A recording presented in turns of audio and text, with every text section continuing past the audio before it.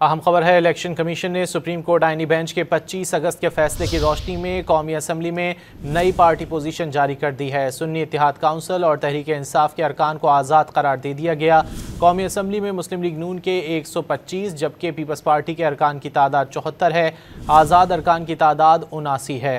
Election commission ने supreme court आईनी bench के 25 अगस्त के फैसले की रोशनी में कौमी असम्बली में नई पार्टी पोजीशन जारी कर दी है। सुन्नी इत्तेहाद काउंसिल और तहरीक इंसाफ के अरकान को आज़ाद करार दे दिया गया है, जबकि कौमी असम्बली में मुस्लिम लीग नून के 125 जबकि पीपल्स पार्टी के अरकान की तादाद 74 है।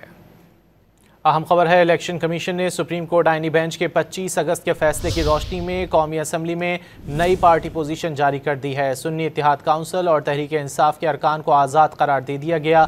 कौमी असम्बली में मुस्लिम लीग नून के 125 जबकि पीपल्स पार्टी के अरकान की तादाद 74 है। आज़ाद अरकान की तादाद 79 है। इलेक्शन कमीशन ने सुप्रीम कोर्ट आईनी बेंच के 25 अगस्त के फैसले की रोशनी में कौमी असम्बली में नई पार्टी पोजीशन जारी कर दी है। सुन्नी इत्तेहाद काउंसिल और तहरीक इंसाफ के अरकान को आज़ाद करार दे दिया गया है, जबकि कौमी असम्बली में मुस्लिम लीग नून के 125 जबकि पीपल्स पार्टी के अरकान की तादाद 74 है।